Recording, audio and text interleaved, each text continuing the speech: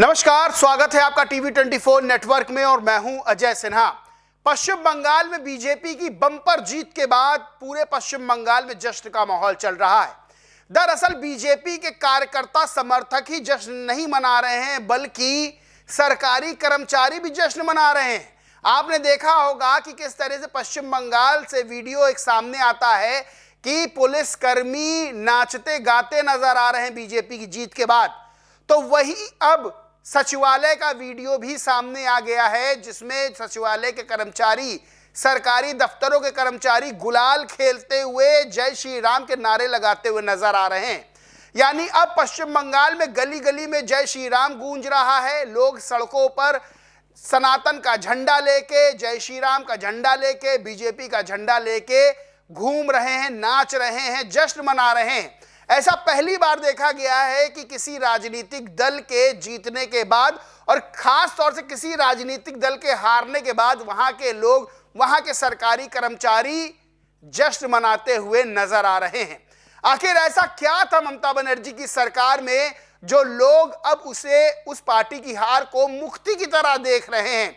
यानी यह भी दावा किया जा रहा है कि आजादी के बाद ऐसा जश्न पहली बार देखा जा रहा है जब लोग झूम रहे हैं, लोग गा रहे हैं। अशोक श्रीवास्तव हैं, वरिष्ठ पत्रकार हैं, वो ट्वीट करते हैं, जो कर्मचारी जय श्री राम के नारे लगा रहे हैं, जो कर्मचारी जश्न मना रहे, उनको लेकर लिखते हैं, कल आपने बंगाल के पुलिसकर्मियों को नाचते देखा, आज सरकारी कर्मचारियों को देखिए। ममता बनर्जी और टीएमसी की सरकार से पश्चिम बंगाल के सरकारी कर्मचारी भी त्रस्त थे।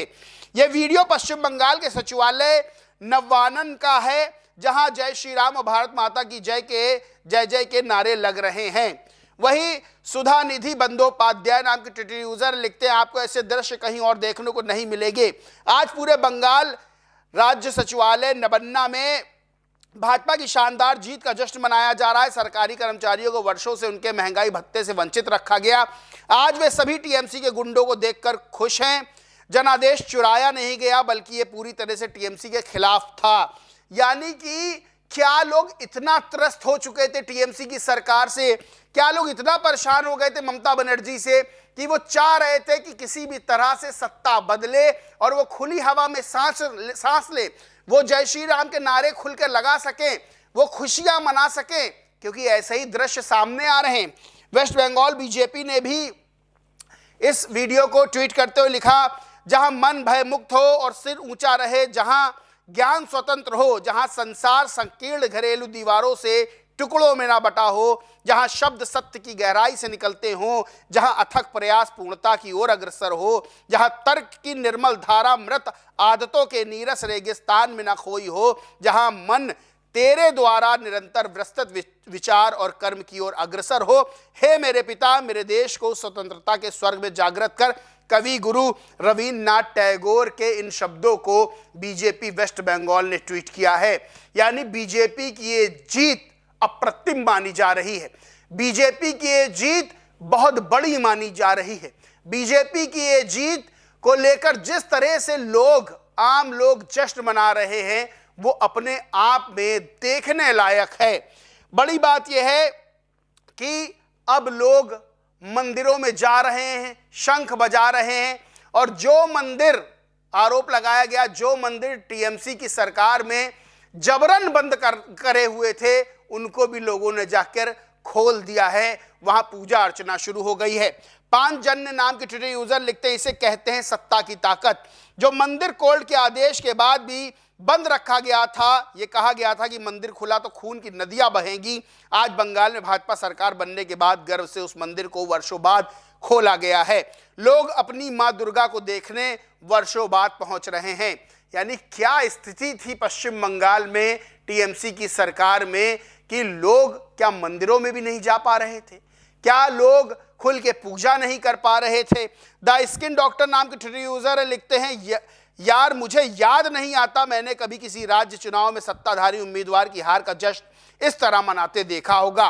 ममता तो पूरी तरह सदमे में होंगी। वर्षों तक उनके कार्यकर्ताओं द्वारा असहमति को लगभग पूरी तरह से दबाने से शायद उन्हें यह यकीन हो गया था कि लोग उन्हें सचमुच प्यार करते हैं।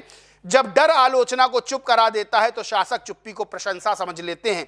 अब लगभग हर इलाके और हर शहर से ऐसे दृश्य सामने आने के बाद शायद उन्हें आखिरकार जनता के उस गहरे असंतोष का एहसास हो रहा है जो धमकियों और राजनीतिक भय के नीचे दबा हुआ था। यानी ये जश्न जो मनाया जा रहा है, जिस तरह से लोग गुलाल खेल रहे हैं, रंग उड़ा रहे हैं, जय श्री राम के नारे लगा रहे हैं, जय महाकाली के नारे लगा रहे हैं, जिस तरह से भगवा लहराया जा रहा है, ये अपने आप में बताता है कि लोग इंतजार कर रहे थे चुनाव का। ना सिर्फ बीजेपी के समर्थक बल्कि आम जनता। वोटिंग के दौरान भी महिला कहती है टीवी रिपोर्टर से कि जय श्री राम खुलकर नहीं बोल सकते, गला दबा के अल्लाह अकबर बुलवाया जा रहा है। यानी क्या स्थिति थी। और इस हार के बाद जब 207 सीटें बीजेपी को मिलती हैं, 80 सीटें टीएमसी को मिलती हैं, ममता बनर्जी अपनी सीट भवानीपुर से हार जाती हैं 15,000 के लगभग वोटों से, फिर ममता बनर्जी प्रेस कॉन्फ्रेंस करके कहती हैं कि मैं इस्तीफा नहीं दूंगी, मुझे जानबूझ के हराया गया है, मैं सीएम का पद नहीं छोड़ूंगी। यानी कि क्या ये जनादेश का बंगाल की जनता का अपमान नहीं है? क्या ममता बनर्जी को ये नहीं समझना चाहिए कि उनके शासन से लोग ऊब चुके थे, तभी उनको सत्ता से बाहर किया है? क्या ममता बनर्जी को ये नहीं समझना चाहिए कि लोग आजिज आ चुके थे, लोग चाहते थे सत्ता परिवर्तन हो? क्या ममता बनर्जी ने उन लाखों लाख लोगों की भावनाओं को नहीं समझाता? अब समझना होगा, क्योंकि अब वो हार चुकी हैं। अगर वो अड़ी रहती हैं तो जाहिर सी बात है हटेंगी तो वो है ही है, क्योंकि संविधान में प्रावधान ही ऐसा है। लेकिन जो वो अड़ी हुई हैं कि मैं इस्तीफा नहीं दूंगी, क्या उनको राजनीतिक चोट और नहीं पहुंचेगी? सबसे बड़ा राजनीति में इस देश में जनता का जनादेश होता है। इस बात को समझनी होगी, क्योंकि ये जो जनादेश है ये वोटिंग में भी जनता ने दिया, और जिस तरह से खुशियां मना रही है उससे साफ पता चलता है बंगाल की जनता क्या चाहती थी।